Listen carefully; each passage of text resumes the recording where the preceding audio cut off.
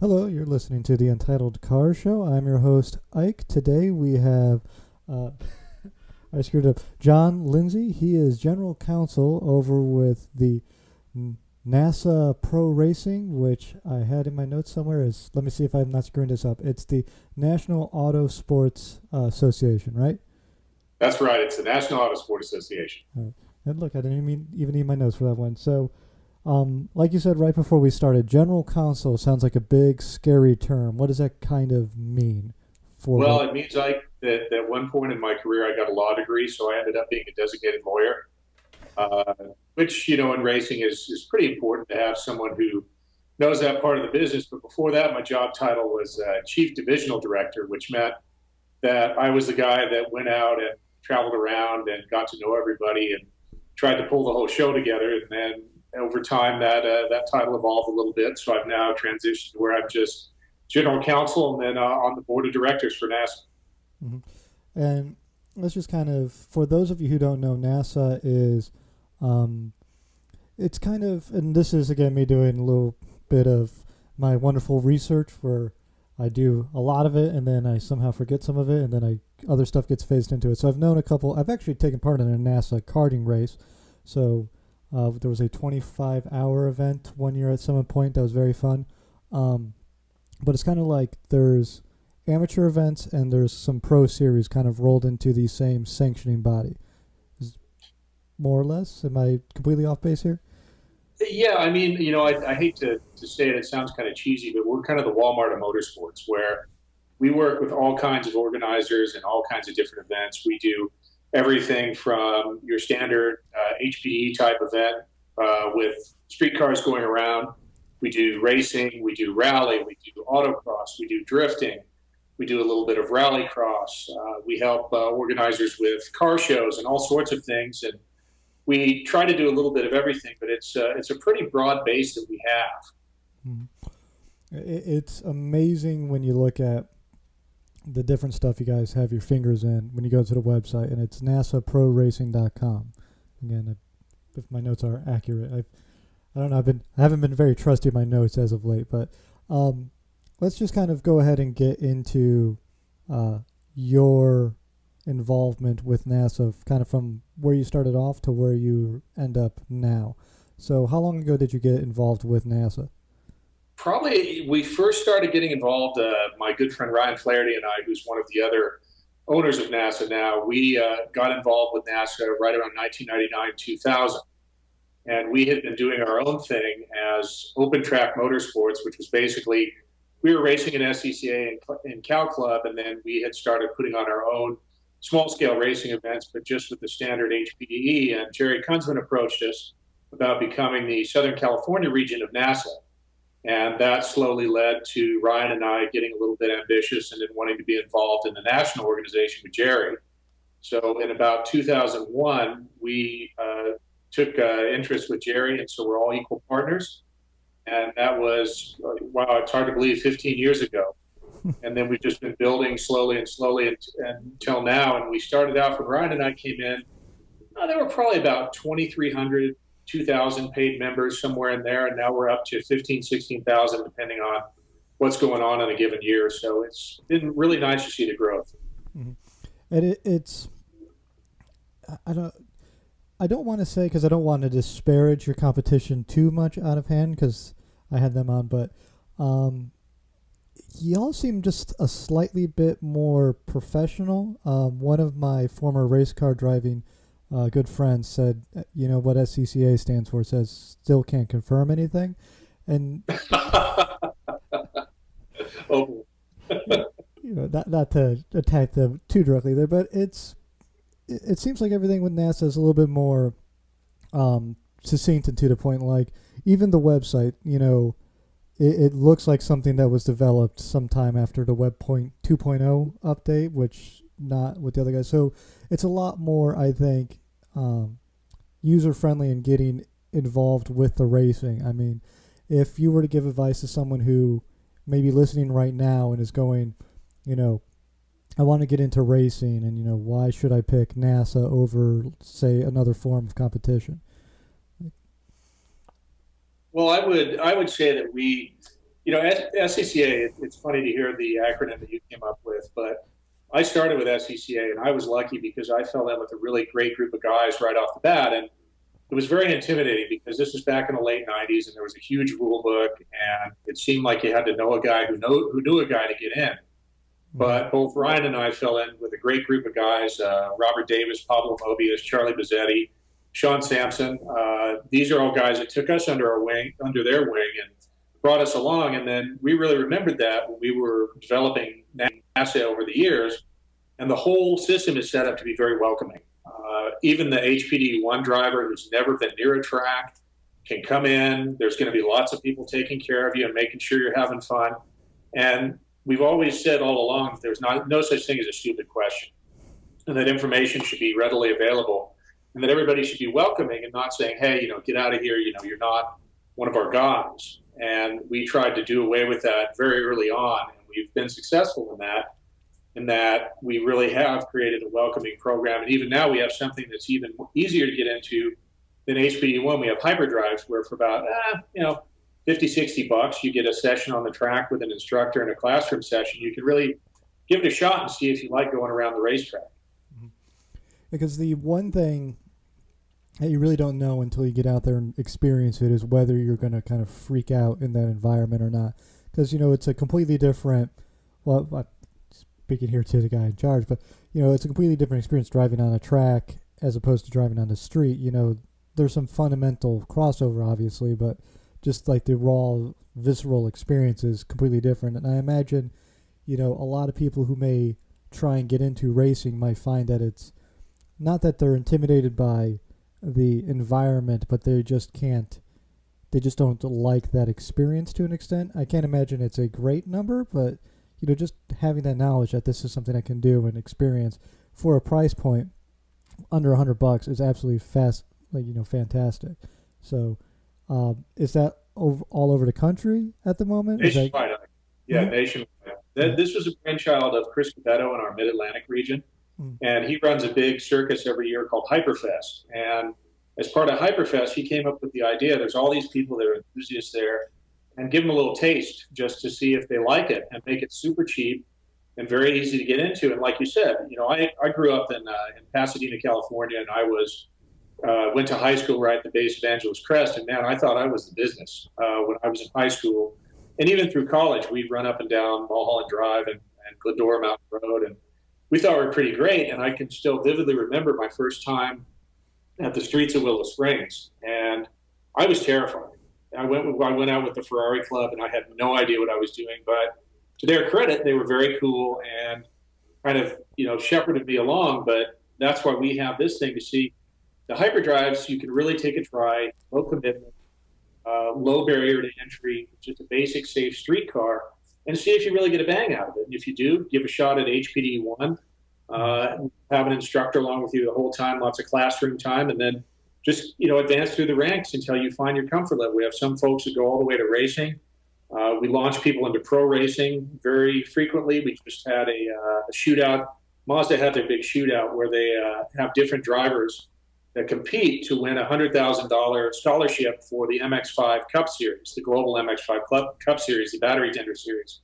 And we had one of our guys that came all the way through our system, Matt Cresci, and he won the shootout. So that's someone that started with us, very early on and came up through the whole system. But then we have folks that say, hey, I'm just comfortable in HPD3, or I just want to do time trials, or I'm pretty cool doing Honda Challenge for the rest of my days. So there's all kinds of different places where people can end up. Well, let me ask you, so on that point, what is the type of racing you're currently involved with doing, yourself?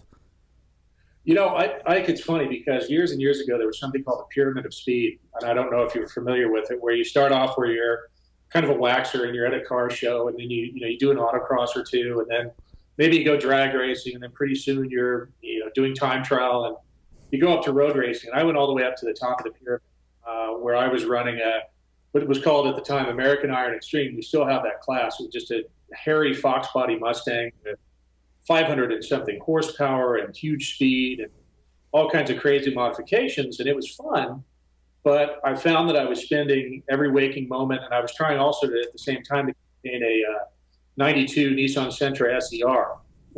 Talk about two radically different cars to try and jump in and out of. Yeah. And it got a little bit much. And then I at the time, I still have two little kids, and I said, boy, I don't know if I should be doing this right now. So I've kind of moved back down the pyramid right now. You'll find this maybe a little entertaining, but I actually drag race an old VW Beetle. Oh. And then I'm building another Baja Bug to go do rallycross and things of that nature. So I just love doing things with cars. I also do tour events, Target California every year, and different events like that. So it really varies. I'm kind of a little bit addled in terms of my attentions, and I'm all over the place. But right now, just a little more mellow, but still keeping involved with pretty easy competition. Mm-hmm. There's a lot of car guys can't stay with the same car for more than like 6 months, and you seem to have the same problem with racing. And it like anyone who's a true enthusiast, you want to do it all. And, it's good. Yeah, it's true. It's true, and it's hard to maintain.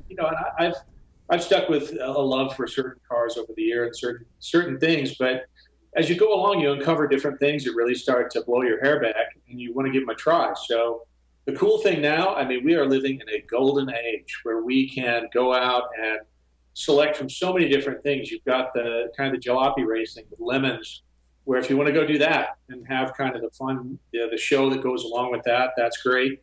You have all these different tours that happen, the Snowball Rally down in Florida, Grassroots Motorsports puts on a nice one down there.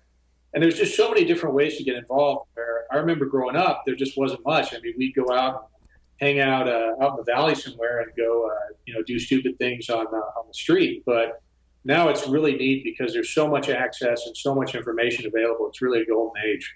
Mm-hmm. Oh, it's, as a car fanatic, between the knowledge and being able to fix stuff that you never would be able to like figure out on your own, just like that wonderful plethora of information out there, and then the fact that you can go do so many fun, weird events is it's a good time to be alive. And I hope this isn't that time when they're like, looking back, like some people look back on the 70s going, look how great it was. There were so many muscle cars out, just hopefully it keeps going bigger and better as we move along, which I think it will. I agree with you. I can remember, it's amazing right now whenever I get stuck with something on a car, you just flip on, you get your tablet out and get on YouTube or just Google it. And there's a way I took the deck lid off of one of my Beetles, and I will be damned if I could figure out how to get the spring back on. And sure enough, I Googled Beetle deck lid spring, can't get it on. And a video pops up where a fella shows you how to loosen some bolts and to zip it right on. Mm-hmm. So that would have cost me all day before. I know it's, as an owner of a couple of different Swedish cars, I can't tell you, like, you start typing out a thing, and as long as Google autocorrect is like still keeping pace with you, like V70R head gasket leak. There it is. Yeah, there it is. Yeah, passive cam ventilation. Yeah, all sorts of issues with those things. So let's kind of then get into your history with cars a little bit here. So how did you said you grew up in California, Southern California. So how did you get into the car scene? Like, what was the first car? What did you learn to drive on? I tell you, like, I've been a gearhead since I was born. My parents used to tell a story that I came home from the hospital in a 65 Chevy Impala SS with a 327 in it. Ooh. And ever since, it was okay, 327, not a 396 or anything really cool. And then we had a 68 Volkswagen Beetle. And if you're familiar with Beetles, right behind the rear seat, there's kind of a little cubby hole. And my parents said that I'd start crying, and the only way they could get me to stop was to put me in that little cubby hole in the Beetle and just drive around the block. And as soon as they got into second gear, I was quiet. So it's been a lifelong obsession. My dad tells me that he used to take me down to the Rose Bowl in Pasadena and put me on his lap in the Beetle and let me steer it around when I was 2, 3, 4 years old.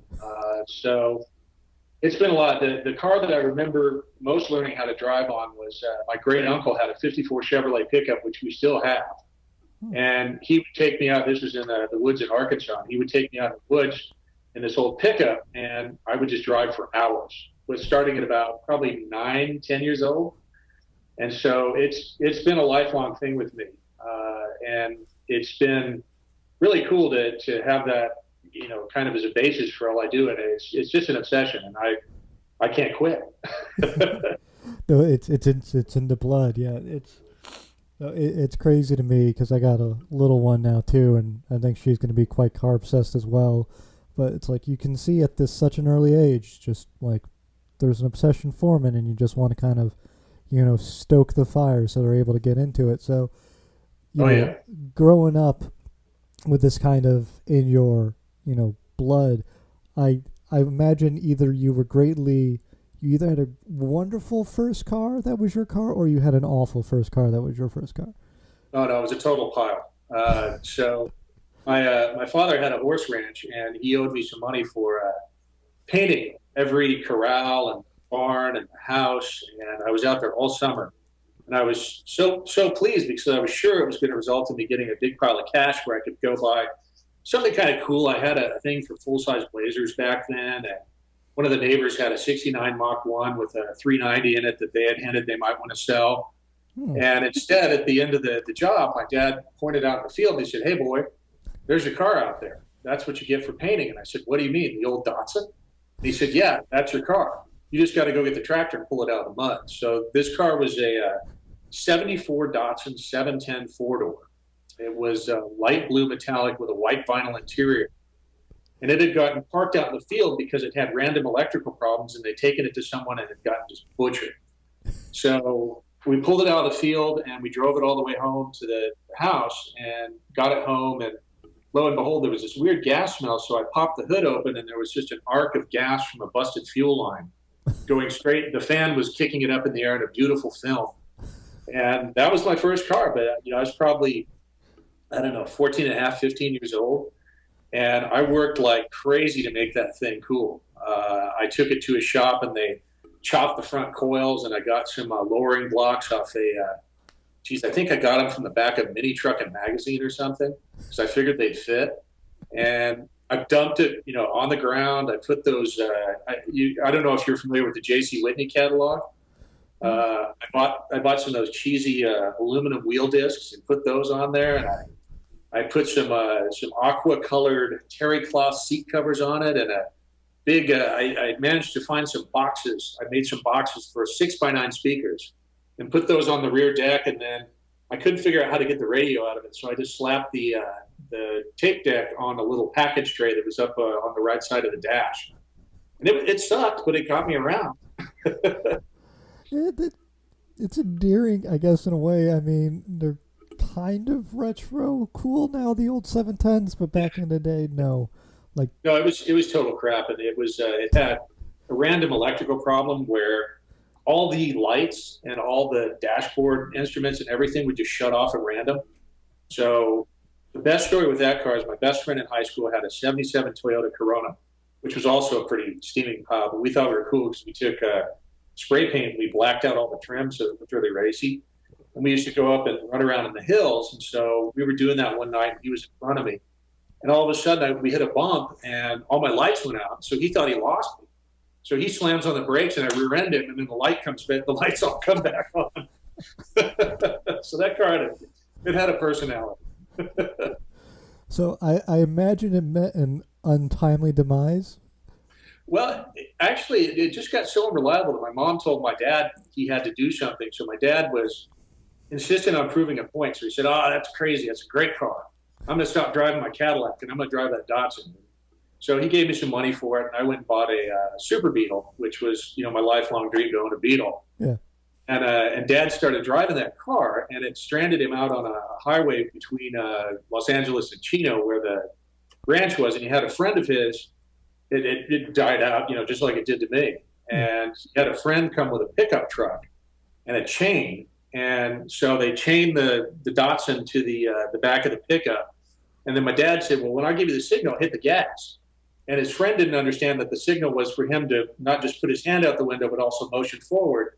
So he puts his hand out of the window, and his friend took off and took the front bumper of the Datsun with him. So the Datsun shortly thereafter was sold to someone who worked at the ranch. And I never saw it again. It's hopefully it lived a long and productive life after that.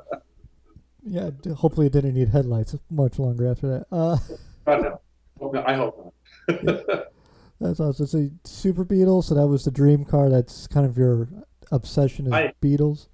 Yeah, I mean, when I was little, we had a '68 Beetle. His name was Herbie, and I would sit in the garage after school and play like I was driving in that car for hours until my mom would call me in for dinner. And I loved that car. And then when I was probably I think I was in about fifth or sixth grade, it burned up like Beetles sometimes do, and I was just heartbroken because I'd had this obsession with Beetles since I was small. So when I got this '71 Super Beetle, I bought it from a neighbor of mine. It was kind of that Yukon yellow, that kind of pale yellow color. Yeah. And man, I love that car. I did everything to it. I lowered it. I had some cool rims on it. I painted it Corvette yellow, and it was the coolest thing ever. And I love that car. It had no power at all. It had, I think, 46 screaming horsepower. Yeah. But I'd lowered it so far, and I put my mom at the time had a Saab 900 turbo, and I got some of her used tires and put it on there, so it had these big wide tires on it, and the thing actually handled really well. So the some of the kids had really nice, brand new BMW E30s, and that shows you how old I am. They had brand new E30s and Saab 900 turbos, and they'd whoop me pretty good going up the hill, but going down the hill they couldn't touch me. So that was pretty fun. So how long did you have that? Do you still have that? I'm curious. No, I had the Beetle for I think I had it for about 3 years, and then it started getting old, not having air conditioning and a few other things, and so I'd gotten convinced that I needed to get myself a 5-liter Mustang, and so As you do. transitioned. Yeah, great choice for a 19-year-old kid, super choice. Yeah. And so I saved up and I worked out a deal with my dad, and I got myself a 1989 5-liter Mustang LX, and it was just wonderful. It was a great car, and I've had a lifelong love for those too.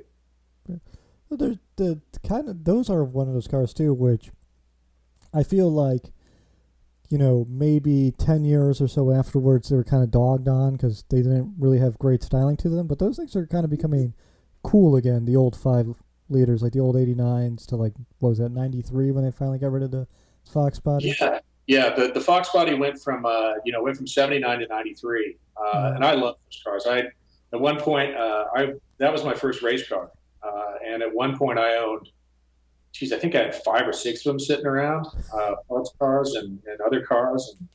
And I have a love for Fox bodies. I mean, when they're stock, they're absolutely horrible. They have a really short and kind of bastardized 4-link rear end with these short little upper arms.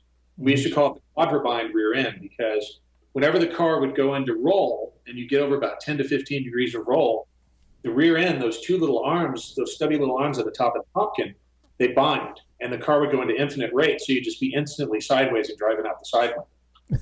But, people started to come along and fix that. First it was Kenny Brown, and then Griggs Racing and Maximum Motorsports came along, and they put the torque arms and the Panhard bars on the cars, and they came up with different K-members for them. And suddenly they handled really bitchy. And, they were handling like a BMW. That was just a complete light bulb moment for those cars. Yeah. It's one of those things where I think that's why they're kind of cool again, is because no one remembers the bad memories of those cars. They just remember how they were after they fixed them. Exactly. Yeah. Exactly. Well, I still remember, just being able to throw out the tires in the first 3 gears. I mean, that was just so cool. And, and kind of the 5.0 had a little bit of a myth to it, Vanilla Ice is name checking it and all this other stuff. And that was great because you had a good balance of cars. You had the 3rd gen F body. You could get it with the 350, and you could also get it with the the turbo V6 out of the Grand National. You had the Grand Nationals. And it was a great rivalry. I can remember I had my new 5.0, and I thought I was pretty cool. And I rolled up to a light, and this ratty old Regal rolls up next to me. And it wasn't the Grand National. It was just like the grandma spec one with the wire wheel covers, and it just looked terrible. It sounded like it had an exhaust leak. And all of a sudden the guy starts looking over at me and kind of jumping a little. I said, "Oh yeah, I'm going to show you."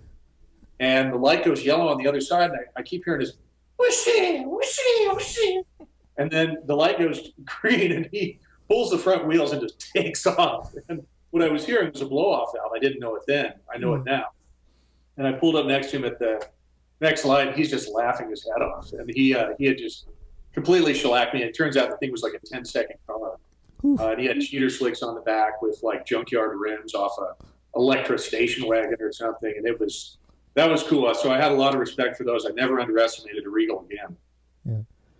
Yeah. It, I absolutely love sleepers. Since we're just kind of on that topic right now, like Yeah, there's yeah. there's nothing better than just blowing someone doors off and they have no idea what the hell just happened to them. You know. Yeah. I currently have a 71 Beetle, and it's pretty stock looking. It just has a set of Porsche 914 rims on it. It sounds like it's missing a spark plug wire, but has a huge cam in it. And I pulled up next to a light. Some young man in a newer Honda, and he kind of looked over at me, and it was one of those things where, two lanes go down to one, and I should know that. I work in racing, I preach safety all the time, but I swear when I went green, I pulled the front wheels and took off too. And the look on his face was just, holy crap, what just happened? I don't know what just happened. And for those of you listening, that thing's not supposed to be fast. Yeah. For those of you listening, he was safely merging zipper merge. That just a fast speed zipper merge, yeah, something like that. And I never violated the speed limit. My hand on a stack of Bibles. So then you said your first racing car was the Mustang. So, how did you get? What was the first race? Do you still remember that moment? Oh God, yes. So I started out at SCCA at Cal Club, which is one of the older chapters down in Southern California of SCCA, period. And I got through my rookie school. It was really hard. The rookie school was all day. You just drove, and then I remember my first race was at Buttonwillow, and I was so nervous because you had to go through this huge tech line and all these different things, and I was sure I was screwing everything up. And then finally get settled down for the night in some terrible hotel off Interstate 5, and then wake up, and I still remember going to the start and thinking, oh man, I'm going to do something wrong. And we went, and everything was fine, but I didn't want to piss anyone off. So I was a little too timid. I was racing what was called ITE back then, which was just basically improved touring everything. So no limits, you could have whatever you want. And one of my mentors was in front of me in an RX2. It was either RX2 or RX3. And I could have had it, but I just, I said, oh man, this is Pablo, man. He's kind of my rabbi here. I can't mess with this guy. And so I held back, and he finished in front of me, and he comes up, he hops out of his car, and he looks really mad. And I'm, oh God, I pissed him off. He comes over, smacks me upside the helmet. He was a very interesting guy. He was, I think he was from Ecuador actually. And he was just, what are you doing? You're supposed to pass me. What's wrong with you? Don't do that again. I'm running off the road. So after that, I was much more aggressive. But I still remember that first weekend and just the jitters that were going on. And then finally, at the end of the weekend, being able to take those rookie stripes off my car, and then everybody just soaking me in cheap beer. And what a rush that was. That was really cool. It's always cheap beer. It's never the good beer. Why is oh yeah. For us, it was always Natural Light. And the thing was, when times are hard and times are tight, there's nothing like a natty life. Until I moved out to the East Coast, living in the Midwest, every person I knew who was into cars and especially into racing always had Natty Light. And I think it was purely because since it was the cheapest beer possible, it intruded the least amount on the car part price. Right. It was hydrating too, which was nice. Yeah. There was so much water in it. It was wonderful. Yeah. Tastes like warm piss, but it's fine. Yeah, it's fine. No problem. It's bad. When I lived in Southern Illinois, I remember going to the supermarket, and me and my roommate were looking at Natty Light was like 60 cents per can, and if we would have bought like a case of like Coke, it was like 62 cents. So it was cheaper to get the beer than the Coke. I'm like, that's just not right. I love it. So you got into racing. What year did you get into? I mean, how long have you been doing this now? It's been more than a couple decades, right? Yeah, it's been a while. So I actually did my first open track style event, which was at Streets of Willow Springs. I did that in about 1990, probably 91, 92. And then I got my comp license in 98. So quite a while. that I've been involved in this crazy business. But it's been great. I mean, and just watching how the sport has evolved, and just watching how, especially the technology, because when I started, they were still using stopwatches. It was really, for qualifying, there'd be a whole crapload of people up in the tower with stopwatches, clicking off laps. And now to see, with the rise of the electronic timing systems, it's awesome. And even, being able to go online with like Race Hero or something like that and watch racing happening in real time, that's just unbelievable. So, just the evolution of technology is crazy. Mm-hmm. I just got a very vivid memory of the karting event I took part in. It was like it was an enduro. I think it was like a 6-hour enduro, something like that. And just seeing the timing board and seeing the ability to keep track of people in go-karts on like a computer screen just was like, we live in a weird time where like this is like almost as good at the technology as you could get with like professional series events. Like we got down to like hundredths of seconds of like who's in the lead and who's not. We got to weigh down the cars so everyone's balanced and everyone, it's just so crazy. Now I raced around for like an hour and then I was like, you know what I need? I need beer. But that's how I operate. That's a typical enduro problem. Yeah. It's like, I could be drunk or I could be racing. I don't know. Why not a bit of both? Not that that's allowed. The interesting thing to me though is like you've been involved with racing for that long. You've done all. I mean, is there a type of racing you haven't done that you kind of want to try, or have you just literally tried all flavors now? Yeah, I've tried a lot of different stuff, and the one that I really want to give a shot at, I've been a steward at a lot of rallies. I went out and learned that, and worked as a steward, and then worked kind of on the courses at rallies. And I was lucky at one point. I don't know how much you know about rally, but usually there's a bunch of different cars. There's the zero car that runs through the double zero car, and they go through and clear the course.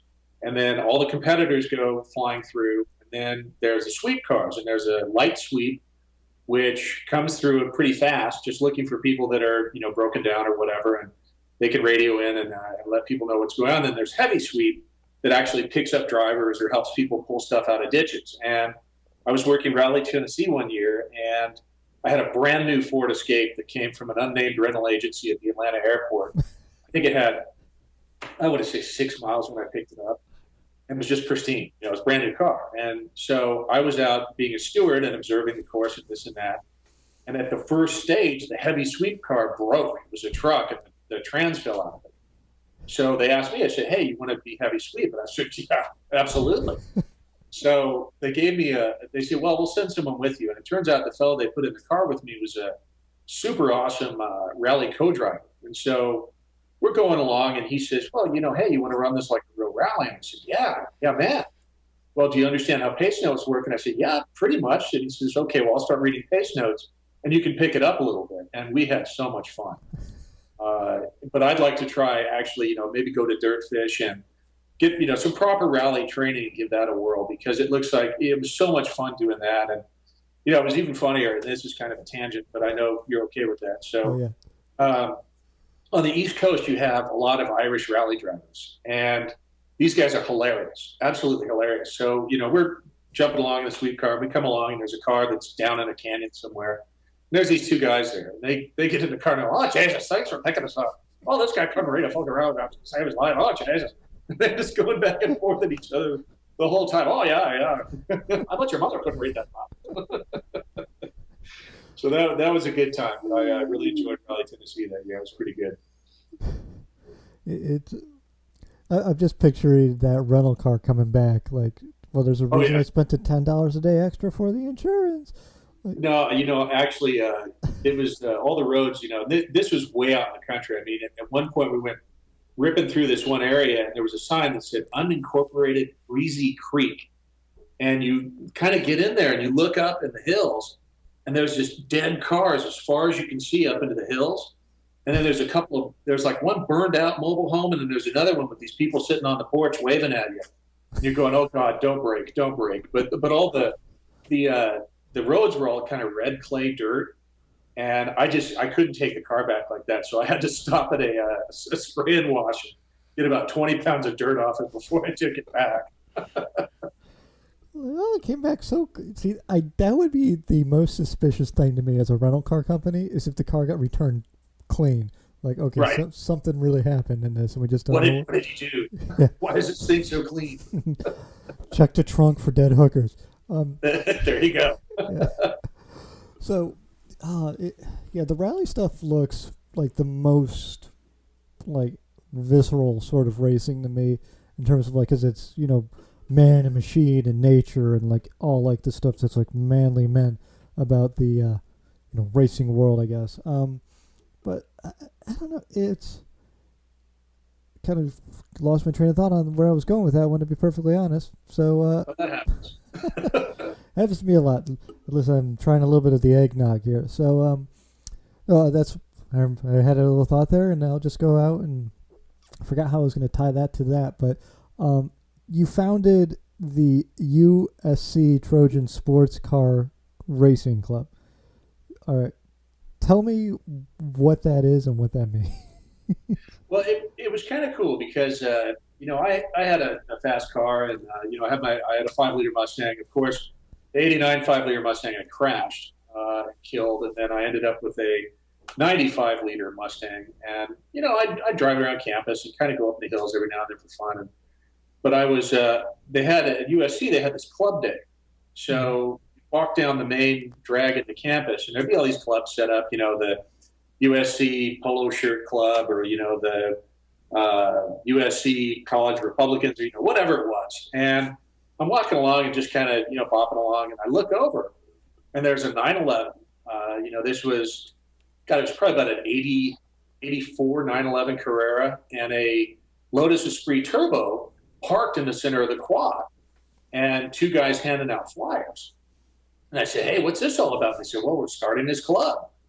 And I said, "This is great. When are we meeting?" And so, they told me when we were meeting, and sure enough, me and a number of other guys, we all showed up, and we were the founding members, and we started the club. And one of the other guys was Ryan Flaherty, who has been my friend and business partner for well over 20 years now. And we had a great time. We'd have meets every now and then on campus, but the one thing that we did which was hilarious, was we thought that we looked around all the different kinds of motorsport that were available, and there was no way we were going road racing because we just didn't understand it. None of us had any money. So we decided to organize an autocross. So we rented out a parking lot at the Coliseum, and we borrowed a trailer from it was the Southern California Council of Sports Car Clubs. They called it SICSIC. And it was this ancient trailer full of cones and other stuff. And so we got that, and we towed it from Orange County over with my dad's pickup over to the Coliseum. And we get there, we put an ad in the LA Times where we said, autocross competition, everybody welcome. And I'll be damned if a whole bunch of people showed up, but no one from the Coliseum was there to unlock the gate. So we're thinking, oh, what the hell are we going to do? And I was just about to get the Kentucky lockpick out of the back of my dad's truck, and then a security guard showed up and let us in, and we had no idea what we were doing. We threw cones out in random places, and there were a bunch of fairly serious autocrossers that showed up to save our bacon. And they laid out a good course, and I think to date that was the only autocross that ever got held at the Coliseum, because that parking lot is now a park. And I never remember anyone else doing that. We did it a couple of times, and it was really fun. But we kind of branched out and did other stuff. We did lots of stupid things. One interesting story was I was at SC during the riots in LA, and during the riots, law enforcement kind of evaporated. So if you wanted to, you could go out and just zing down the 10 freeway at 100 whatever miles an hour, and you could go right by a cop, and they just look at you like, we got better things to do. Wow. So that was an interesting time to be in that neighborhood. Yeah, I bet. Listen, the city's on fire, but you know what? We can go as fast as we want on the freeway. So, man, yeah, it was totally awesome. It was like, you got to be kidding. This is wonderful. Never made such great time getting home. I don't know if home's going to be there when I get there, but getting home with plenty of time. No, it's funny because I think I still have some videotapes from some video stores that burned down. I just kept them as keepsakes. Yeah, well, they're all out of business now anyway. So, Oh yeah, all yeah. Video stores. What's that? yeah, yeah. Tell me a story, Daddy. For those of you listening, there was once a place where you'd get these things called tapes, and you would get them and you'd put them into things called VCRs, and you'd watch stuff on them. You know. Yeah, and sometimes they even had, I'm using my Dr. Evil quote hands, laser discs. Did you have a laser disc? There was a kid on my street that did have a laser disc. This family they were the first to have all the electronic gadgets. So they had a Betamax, a VHS, and a laser disc. They were so cool. So quick tangent because I'm a crazy person. So my dad is obsessed, not a huge car guy, but he loves technology when it comes to stuff. And he got the laser disc. And then the weird thing about the laser disc is no video store would ever stock it, and he'd always be pissed that they would never stock it. Like, what? Like, I'm like 8 and I understand. Like, no one buys this shit. Like, what do you expect? Dad, these suck. It's like a giant CD, and you put it in, and you can like fast forward and rewind. I'm like, this will never take off. Oh, that's awesome. Those things were fragile too. I don't know. I don't know if the Laserdisc thing's ever come out before, but yeah, we were those people with the fucking Laserdisc. Yeah. Such a terrible thing. So you kind of are in this wonderful position where, you can, as one of the, I guess, owners of NASA, you kind of can go out, I'm sure, and go to wherever you want and watch whatever race you'd want from NASA in your local area or participate in. And I'm like, is there an event or anything that happens in NASA that you're like, I have to get out and I have to watch this as it goes on? Yeah, I mean, for years and years, I was the chief scrutineer at the 25 Hours of Thunderhill for, I think, probably about 9 years. And I handed it over to my friend Hans Dense a couple of years ago because I just, I was a little burned out on it. But, I mean, that is just something to see. The 25 hours every year. And I live in Northern California right now, so I'm going to actually take my kids up there on Saturday to go watch it for a little bit because it is just amazing to see the diversity of cars and of talent. I mean, you have total pro drivers and rank amateurs. We actually have everything from your standard issue Miata, and there's some guys running a Gallardo, a Lambo, and just the when it gets dark and the lights are going around, it's just really quite a show. Yeah. That's a great one. I always love, I mentioned earlier that Chris Cabetto out in Mid-Atlantic does the Hyperfest every year, and that is completely bonkers to where it's just a circus of epic proportions with everything automotive you can think of. Our Rally Sport head over in the East Coast, Anders Green, has started working with Chris, so you can go and get a ride in a rally car through the stages. They set up a special stage at VIR, and you can go check that out. There's hyperdrives, there's drifting, there's all kinds of wacky contests that Chris comes up with every year. There's racing. It's just, they do an ultimate track car challenge before that, where they're trying to find all these, crazy fastest cars around VIR. So that's another one. I'm going next year. I actually, I do a little bit of announcing work too, and Chris asked me to come help him with that. So definitely going to VIR next year to do Hyperfest. 25 hour, that's always a great show. And in terms of other people's events I love to go to, I've really been impressed with the kind of resurgence in World Challenge under Greg Gill the last couple of years. I've always been a big fan of production car-based racing. Yeah. And to watch that resurgence in World Challenge has been so cool. So if anyone out there wants to see really great production-based road racing, World Challenge is a great choice because you get such a variety of cars, such talent, and Greg has really worked to make everybody so approachable there. So that's another great series that I just love to watch. Now I'm having a bit of a brain fart here. Is that is it the WeatherTech series now? Or that's IMSA. So that's that's kind of the competition. Yeah. And that's where they had a bit of a shakeup this year because the Porsche teams got a little bit bent out of shape because they thought the balanced performance wasn't right. So a number of the teams sat out a few rounds, including, this is funny. Patrick Lindsey is one of the principals for the Park Place team, and we have absolutely no blood relation. but we've known each other for 15, 20 years and refer to each other as cousins. But he was racing in that series, but he, has been in World Challenge before. But those are the two kind of big sports car series that are happening right now. But I see I love the IMSA series. It's great to watch, a lot of big dollar cars and very exciting racing. But watching the innovation that's happening in World Challenge is really cool right now at the pro level, because they're doing smart things. They're bringing in the GT4 cars and the GT3 cars. That's an international FIA spec, and it's just a turnkey deal. Yeah. So welcoming those cars in, it's an easy button. It's really smart. Well, yeah, because the big thing about, racing as a race car driver is the car is the expensive bit. Getting it to, there's an expense built into getting it to the track and whatnot. But the more races you can be in and the more variety, the more you can sell to sponsors, which makes it easier for you to be funded, which means you can actually race more, which is better for racing in general.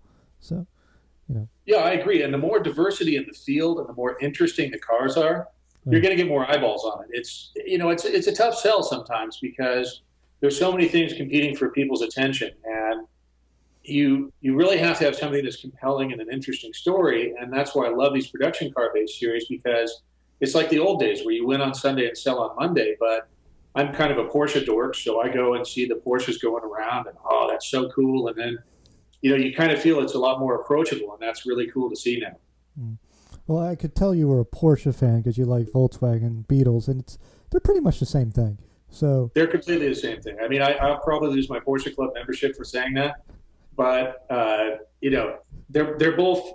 I mean, it's funny. I have an older 930, and I took it to a VW show with my son, and they had a special parking area that was only for VWs. So I pulled up in the 930, and the guy said, "I'm sorry, sir, this area is only for Volkswagens." I said, "Well, this is a Volkswagen." He said, "No, it's a Porsche." And I said, "No. Let's go over some identifying characteristics of an air-cooled Volkswagen." Yeah. Okay. Does it have floor hinge pedals? Yep. Does it have torsion bar rear suspension? Yep. Air-cooled? Yep. Designed by Dr. Ferdinand Porsche? Yep. All right, fine. And I got my special parking, and the funny thing was the guy gets on the radio and says, "Hey, you're going to get a load of this white Beetle coming around the corner." But it's true. It's just a Super Beetle. That's all it is. It's, they took that design and they brought it to its, ultimate form. But at the end of the day, it's just a Beetle. Well, and it's really a case of, just feverish engineering overcoming a fundamentally bad design, and putting the engine at the ass end of the car, and that it shouldn't work. But there's so much, polishing. I guess I hate to say it, it's kind of turd polishing where you just keep going, and then pretty soon it's like, I'll be damned, this thing kind of works. And a 911, if you drive it properly, you kind of stand it on its nose and swing the rear end around a little bit, and then once you get out of that corner, you got all that weight over the rear wheels, and it'll just fly out of corners. So it's kind of an acquired taste, but it's pretty cool. Yeah. Now, since I have you here, and since you're a bit of a Porsche guy, I have to ask. The rumor is, and it's pretty much been confirmed, that there's going to be a mid-engine 911 next year. How does that make you feel? Oh, I think it's smart. It's interesting because you look at the evolution of the Cayman and the Boxster, and I was lucky enough to, and that's another hullabaloo right now with the 4 cylinders going in the 718s. And, oh, my God, it's terrible. It has to have a 6-cylinder. This thing will be a total roach. It'll sound terrible. Well, I was lucky enough to go out and take a 718 Boxer S with a PDK out, and that is an absolutely bitchin' car. Perfect weight balance with the motor in the middle. And, it doesn't sound like a 6-cylinder. What it sounds like is a really badass Beetle or a badass Subaru with a lot of turbo noise, and it's great. And I always think that if people get too hung up on conventions, they can really miss some cool stuff. So I think, mid-engine 911, finally. Good job, guys. That's a smart call. I'm glad to hear you say that. I had a realization, as you were talking here, that, the Porsche guys, the people who just sit there and just stick to convention and don't want development, if they had their druthers, they would still have rotary phones, I think.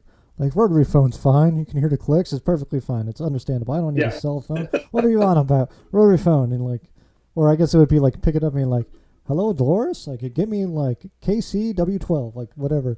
Like, innovation is a great thing, and especially in cars. So, now since here's another one. So, this, again, tangent, but the way my weird brain works. So there's a lot of talk of like the development of like autonomous cars in the next couple of years. You know, what that's going to do to people when it comes to driving versus like racing, and kind of the move of, you know, horses used to be the basis of transportation, and now the only place you really see them is, you know, in competitions, whether it's horse racing or dressage or whatever the heck that horse dancing is called. So there's a talk of the car becoming a bit of a luxury item where maybe we won't see it on the road anymore, but self-driving only in terms of racing. I was wondering if you had any thoughts on kind of maybe not what's going to happen in the next 10 years, but maybe the next 20 years when it comes to the autonomous cars. And It can happen, you know, and I in some ways, you know, I don't want to ever, I don't like the idea of sitting in something that, you know, right now I don't think the technology is mature enough, and it's kind of frightening because if there's no intervention by, you know, a human that can make a decision, I'm not sure computers are smart enough right now. But after seeing how terrible some people are on the road, it might be a good thing for a certain subset of the population to have an autonomous car that they just get in. You know, there's so many times I'm on the road, and I was behind someone today, and they were, you know, they're updating their damn Facebook status at a light. Hey, come on, for God's sake. The light's green. Yeah. And I'm sitting there ranting, and my kids are going, Dad. But, you know, I see it maybe going now. But I think, you know, hopefully that there's still some place for, you know, the truly weird, outdated models among us, the knuckle draggers, where we can still go out and be independent. I think of that Rush song, Red Barchetta, where I can still go out to my uncle's place in the countryside with my, you know, completely non-autonomous, non-computer controlled car and still be able to use it. And I hope my kids have that advantage too, because they're going to inherit all my old crap when I get too old to drive. So hopefully I see it happening, but man, I don't know. You know, it's going to be such a massive piece of infrastructure and such a massive piece of reliable data. You know, as an attorney, I see I can hear a lot of, you know, hands rubbing together with accidents that happen with autonomous cars and saying, well, sorry, hey, you didn't design it right. So I don't know, man. I mean, if I had a crystal ball, I would probably say it's coming, but I hope by the time it comes that I'm dust. So. Two things. I actually, on my way home today, I saw a guy driving a Fiat 500 Abarth with the license plate that just read Abarth, but he was watching on a tablet in the middle of his, I kid you not, like, you know, the little suction cup thing you put your cell phone on? He had that up in the middle of his windscreen, and he was watching Netflix. And I was like, oh, Jesus. What the hell is this guy doing? Like, and then I got stuck behind him as he's trying to, like, browse through his Netflix, and he's like, he almost caused like 4 crashes. Crazy guy. Oh my God. Yeah. So he needs an autonomous car. Yeah. So just if you see the Fiat 500 Abarth, it's black and red with the license plate Abarth in DC, just stay away. No, he needs one, yeah. But on the other end of it too, it's kind of interesting because, you know, you're kind of at this nexus point of if cars become a rarer thing and the only place you're allowed to drive them is on the track, that would be kind of an advantageous thing for racing clubs like NASA, because then you probably get more members of like the crazy car culture people. But then on the flip side of that, that might be long-term bad for car culture. But who knows? Like, I don't know. It's hard to say. You know, I have hope because I still have hope because I see, you know, there's a lot of kids that are 16, 17, 18 that just could not give a good goddamn about going to get a license or driving. But there's still kids that dig it. And you see a good, you know, and I'm happy, you know, if we go on Velocity or Discovery Channel right now, look at the variety of shows that are out there. And they're entertaining, you know, maybe they're not the highest quality, maybe they're not reality. You know, there's only so much Gas Monkey Garage that you can watch before you start questioning it a little bit. But hey, I still love that show. and it's entertaining and it's drawing kids in because it looks cool. And that's the hope for the future. Even if it's a self-driving car or whatever, if you can still tweak on it and make it really cool, there's hope for the gearhead culture. Yeah, that's true. So, how old are your little ones? Out of curiosity. My son's 8 and my daughter's 12. So, do you have a plan for a first car for them? It's probably either something German or Swedish with a restrictor plate. Thinking a really, really safe car with a restrictor plate in it and full-time GPS monitoring with cameras. So my son is funny because he's really got the hots for the latest generation, the previous generation Camaros, and saying, "Well, Dad, I think I'd do all right with a Camaro, but I think I should get a V6 at first." And I'm going, "Yeah, right, buddy. Yeah, right. You're getting a Cruise or something, because God bless my parents for helping me to get that first 5-liter, but sweet Jesus, was I a menace to society." And my boy, he loves speed. If you ask him what his favorite car is, he loves the 930 just because it is so mental when it comes on boost, and it just lifts the front end up and makes all kinds of nutty noises, and he just giggles whenever it goes into boost. So there's definitely the gene got passed down to him. My daughter just scares her silly and she says, "Slow down." But my son, I think, definitely has inherited the gearhead gene. Well, why don't you get him an old Datsun 710? That might do him some good. Yeah, good luck finding one. Yeah, that's a good point. They've all been made into beer cans by now because they were so crap. My apologies to the 710 enthusiasts for it. Sorry, Craig, the only 710 enthusiast. Yeah, there you go. It would be Craig too. That would be hipster chic. Well, it's an interesting dilemma. My daughter is almost 2, but I'm already kind of fearing that because I'm like, I want to get her something cool because I want her to like the culture, but then there's the other aspect of it where you want it to be just the safest, slowest thing on the road that's ever been invented. Like, right. It's just, being a parent's tough. It's weird. It's weird. It's a long, strange trip. It's been quite an education, and it's also an exercise in kind of dialing things back, because I can remember when my boy was probably about, oh Lord, he was maybe about 3. And he was playing with my tools in the garage, and he walks by the 930 with a breaker bar. And I go, "Buddy, hey!" Bang! He hits it right in the quarter panel. I just refused to get that dent taken out. And, and I walked down the block for a little bit, just, but I didn't yell at him. And that was, I left that dent in the car just to remind me that, hey, they're just kids, and cut them a break. And, that's a lesson you really have to learn as a father. And then, let them make certain mistakes. But, of course, when it comes to them driving, you really don't want to take a chance. And, another kind of random tangent is I really am happy to see all of the clinics that are popping up and all of the street survival programs. We have a car control clinic locally that, takes kids and puts them in an uncomfortable situation in the car, 2 wheels off, spin it out, lane change maneuvers, because those can really save your bacon when you're young.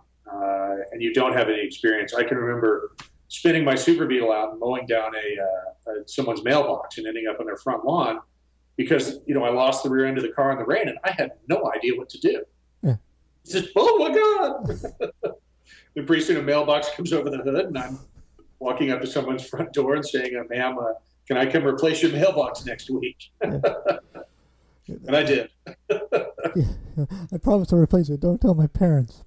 That was the caveat. That was the caveat. So I had to save up some money. At the time it was Ole's hardware store, and I bought a new mailbox. It was the same kind, and then I drove up there with the mailbox and I put a new mailbox in. And she never told my parents, so that was a win. Mm-hmm. But on the clinic too, there's the car control stuff, the defensive driving maneuvers.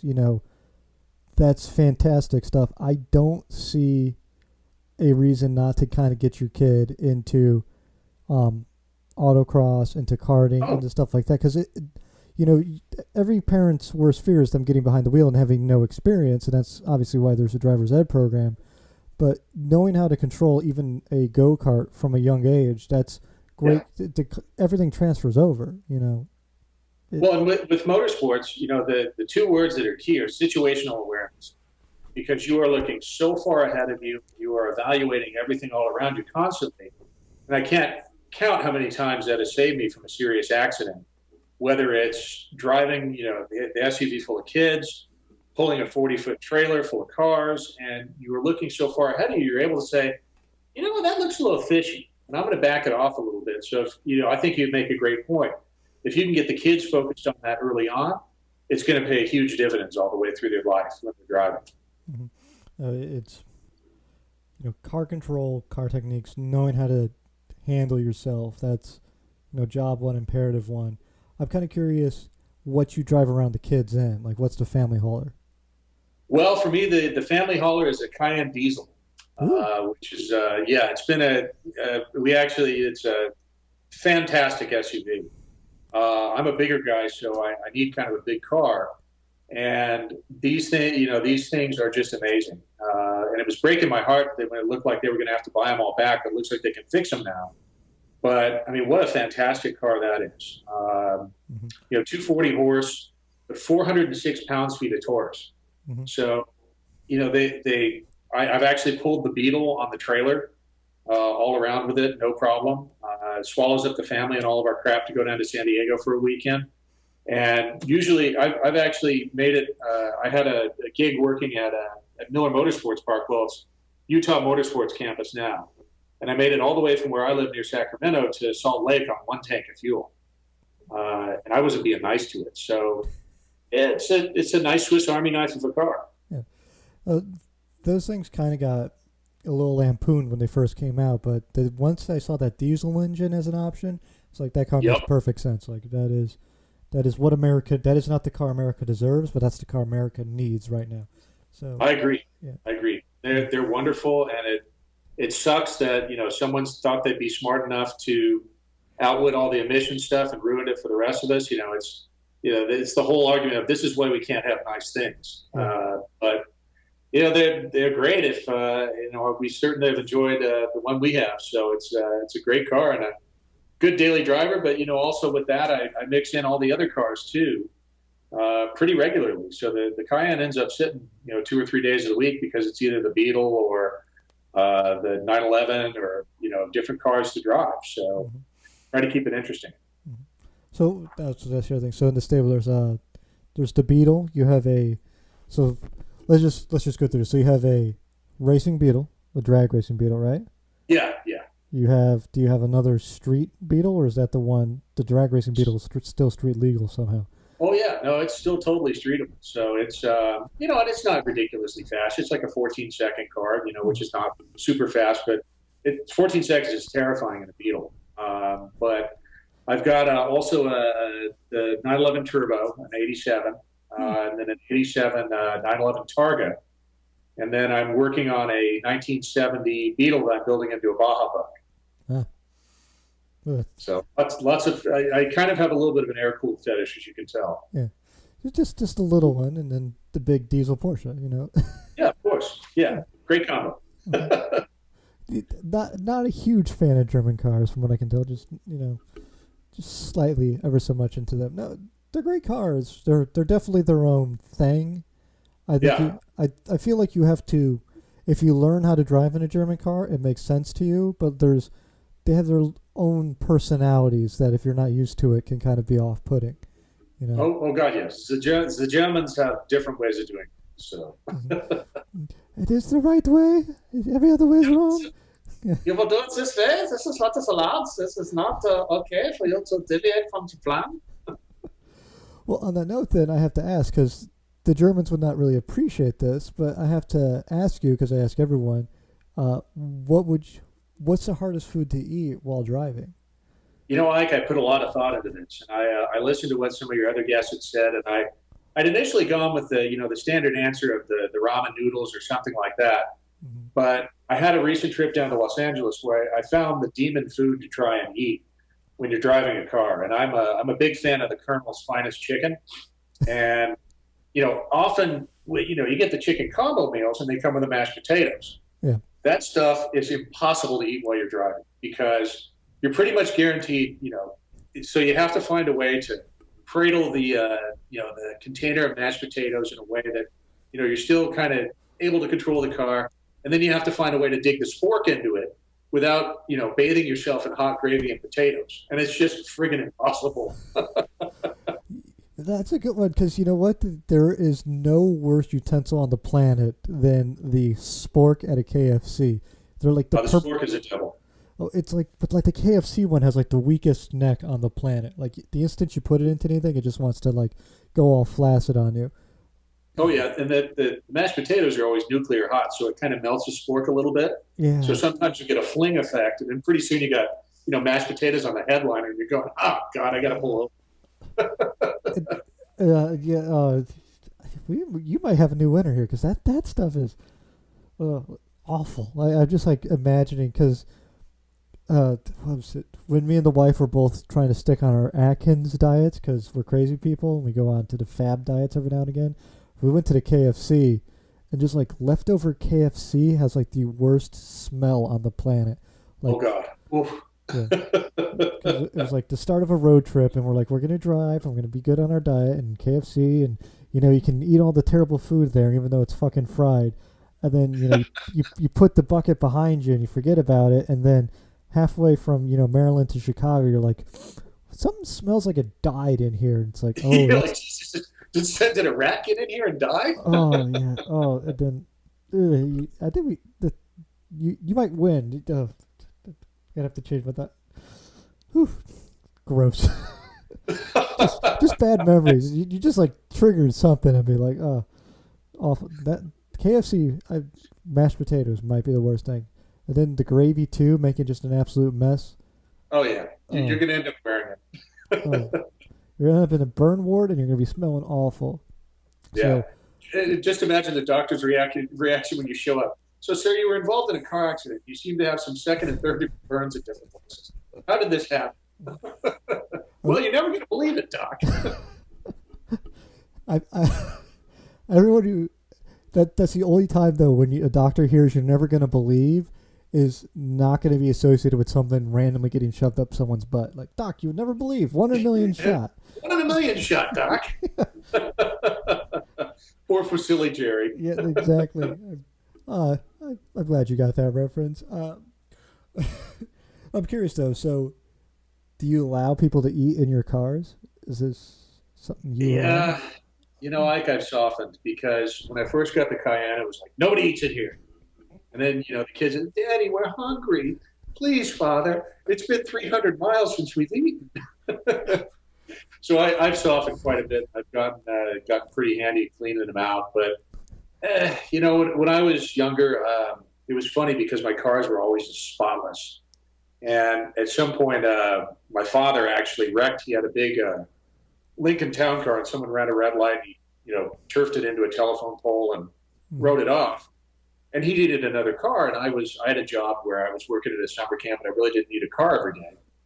So he borrowed my Mustang, which was in like Concours white glove condition. And I'll be damned if the old man didn't. He was like eating peanuts in it, and just like throwing the shells everywhere, and like bananas, and there's big coffee rings on the console where he's sitting in. And I popped a number of gaskets, but then I realized, hey, look, lighten up, Francis. So I've gotten better about it, but I still kind of cringe when I see my son with a bag of freaking Doritos in the bag, or like one of those tubes of kettle corn that you get at the farmer's market, because it's going everywhere. Oh yeah, your father peanuts, popcorn, and bananas. Did he work at a circus? No, he not my circus, not my monkeys, right? But no, those were his snack foods of choice. Bit of potassium and a little bit of protein, but. Yeah, that got me to chill out for a while, and I learned some Zen meditation while I was cleaning all the garbage out of the car. And thinking, the man put a roof over your head for all these years, son. So be appreciative. Yeah. My father was very much a clean freak when it came to the cars. I remember the moment it broke because he's got, I feel like I got the automotive gene from him, but he repressed it kind of well. we bought a big conversion van, and we were driving Oh, from Chicago to Florida, and like on the trip, I remember he'd always make a stop, go to McDonald's, cram down your food real fast, and then use the bathroom, and then there was no bathroom break for another 6 hours and all that stuff. And oh yeah. I remember the realization I think he had at one point was like, if I just let these damn kids eat in the car, I can save myself like 20 to 30 minutes of like extra time on the road. And that was Oh just yeah. like the end of it. It was like, the road trip just like he stopped caring. Well, and you probably have experienced this now as a father. You get this obsession with making time. We got to make some time here, kids. Yeah. We got to make time. And you just keep on going. And, I've gotten better about that, but I can remember saying, no, we're not stopping. Mm-hmm. You got to pee? I don't care. Yeah. Well, this is the same man who, once he broke that habit, decided a great idea would be put a small toilet in the back of the van, which, Oy. yeah, I don't know where that was a good idea. Like, I would just drive around with a tub full of poop. That makes perfect sense. Yeah. Shitter was full. Yeah. I feel like in a different life he would have been a good endurance driver. Like that's what he was Exactly. meant to do, but he missed his calling and worked for the postal service instead. So it's such a weird thing. And I probably could like sit here and talk to you for a while, and then I just look at the clock and go, "Oh, we're a little over time here." So let me kind of try to run through some questions some people that we have, and then there was a question when I asked the audience kind of what they would want to hear from you, that kind of came out like more than anything else. So this came from like 5 or 6 different people, and it was all basically the same question. And I just have to know, are you sick and tired of all the NASA, as in the National Aeronautic and Space Administration jokes?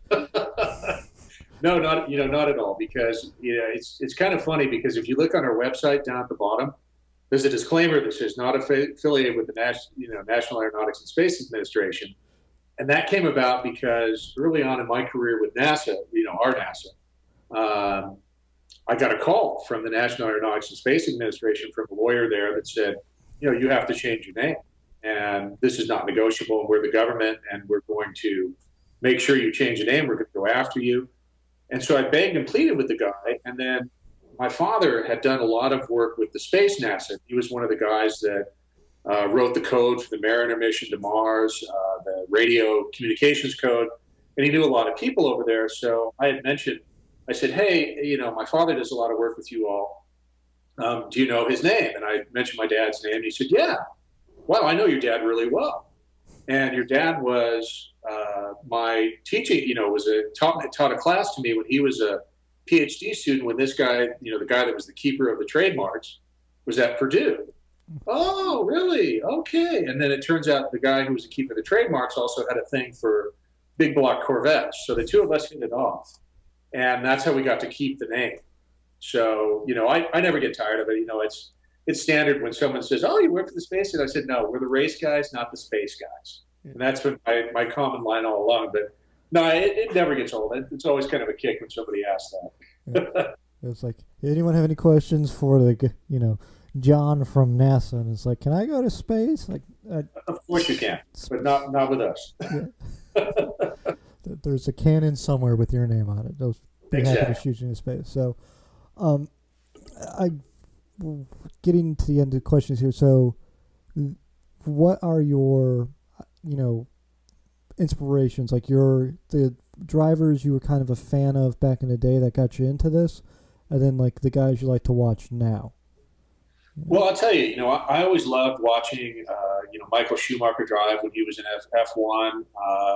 I was a kid, Jackie Stewart, Dan Gurney, looking back on stuff with Sterling Moss, Hans Stuck, when he was driving those crazy Audis. Walter Rohrl, kind of the same way with the Audi program, with the rallies and stuff. Those are the guys I really watched when I was a kid. Today I looked at a lot of people that I've known.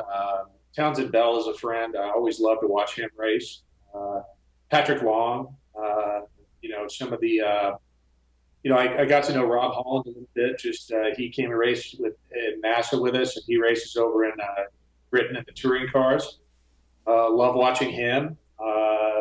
Just kind of that whole generation of drivers. It's really fun to watch the current crop. Pat Lindsey, of course, he's a friend, and watching him run an IMSA has been really cool too. But I love watching Johnny O'Connell, some of the really pro guys that have been around for a long time. They're always going to give you a great show. Yeah. Yeah, the experience mixed with a little bit of wisdom, like the wisdom and the talent and all that. Like there's a wonderful like prime point. I feel like where they become the most entertaining to watch, because I feel like at a certain point it's like there's maybe they stop giving as much of a shit about like impressing people, and they're just going to start pushing that letter of the law just a little bit more. Like, I could probably cut this guy off here and be perfectly fine, because in the rule book, and this happened to me once, so I'll just go ahead and just cut this corner or whatever. So it becomes right. Interesting. You can see some old grudges. You see someone leaning on somebody else a little bit. You go, oh yeah, he caught him at Sebring the last time. Let's see what happens here. Yeah. All right, and then let me see here. What else do we? I'm very curious as to, so there's wonderful market of cars and everything out there right now, and this isn't quite how we phrased the question in the prep, but if you were to go out and buy just one car right now, budget's no issue, is there a car that you would absolutely want to go get your hands on? I've become kind of a little bit obsessed and interested in the new Camaro ZL1. That looks like a hell of a car. And seeing it go around in the spy videos around the Nürburgring, and just seeing how just badass that thing looks. I mean, it sounds kind of funny, but it's a bitchin' Camaro. Yeah. And, I've really gotten interested in that car because it's really kind of back to the roots and really defines what a muscle car is. So, I think if I had a pile of cash burning, it'd be between the ZL1 and going and getting a Singer 911. Ooh. Either of those two would make me a happy boy. The Singer 911, the Porsche man's Porsche. Like exactly. What are your favorite bits of all these cars? We'll just go ahead and compile them into one car and just give it to you. Yeah. And then you're going to wait 2 years for it and like it. Yeah. And I paid way too much money for it. Absolutely. So that was the other. I know I said that was the last question. This is the last question. So, any advice for anyone who's listening right now who wants to, let's say, they're, early 20s or maybe like late teens, and they're interested in getting into racing maybe as a hobby and maybe something a little bit more? Like, do you have like a good point of entry for them to kind of? I know you talked about the high performance driving events and kind of some of the stuff associated with that, but is there like a bit of like a, if you're trying to get into the competition level, like, do you have a good idea of like where they should start with that? Yeah, absolutely. I think that they would be well served. Of course, I'm going to recommend what we do. Go take a hyperdrive. Go to NASA Pro Racing. Go to the events, the regions. Find the regional contacts. Go give a hyperdrive a try. It'll be one session. You see if you like it. If you like it, you can move on with us in HPD. There's a ton of other great HPD clubs out there, and just keep moving up, but never get in a hurry. I would say right now your access is so easy into the sport, and just let it roll and just move along at a good pace. And, it's easier than ever. 20 years ago, it was almost impossible to get into racing. And now it's a golden time. I would tell them, don't ever think that you can't do it, because you can do it. Just go out, give it a shot, and keep after it. And you'll be able to become a race car driver in no time at all. Yeah. And one more time, the website, nasaproracing.com. Yeah, nasaproracing.com is our main website. That will lead you. There's a lot of different venues there. Go under regions or events. You can see what's happening around you all around the country. Lots of other buttons. We have a couple videos about getting into HPD and getting started in the hobby. So, give it a whirl. And if there's any questions, we have a lot of, there's a contact button there. Send it off, and either I'll answer your question or one of our staff will, and we'll get you hooked up and on the track. And do you have any social media if someone just wants to follow along with, I guess NASA has its social media stuff, which is all linked at the nasaproracing.com, if I'm not Yeah. And if is there any like social media that you are on yourself that you want to plug, or just go do the NASA stuff? Yeah, the NASA stuff is the way to go. I've kind of messed around a little bit in the last couple of years with a project I called the Gearhead Tourist, so you can go check that out. It's I have a website that I haven't updated in a couple of years, so I need to get off my duff. But yeah, that's a good show. You can check out what I've been doing there. And then there's all kinds of different avenues to follow along with NASA out there in the social media and all kinds of broadcasts. You can see our championship races. You can follow along with live timing at the majority of our events around the country. And yeah, and any questions, just let us know, and somebody helpful will get back to you right away. All right, all right, and everyone who's listening, I'll be right back with you. I'm going to say goodbye to John Lindsey off air. It's been an absolute pleasure talking to you, sir. Just hold on one moment, and we'll be right off air. And everyone who's listening, we'll be back in just a moment. Thanks so much, Ike. And all right, everyone, thanks so much for listening. Make sure you check out NASA. Get yourself something, get yourself involved in racing. Make sure if you like what you heard today, you tell a friend, loved one, coworker. It's the only way we grow here as an audience. We can be followed at Untitled Car Show on Twitter. It's a great way to follow along my doings and comings and goings. You can follow Ryan West, Ryanator122 on Twitter. We have an Instagram, we have a Facebook, both Untitled Car Show. We're trying to take over the social media world, the podcasting world, so just tell a friend, tell a loved one, tell a coworker if you enjoyed what you heard. Really, thanks so much for listening today. Have a good night, have a good evening, wherever you are, whatever time it is there. Thanks so much for listening. Be safe out there.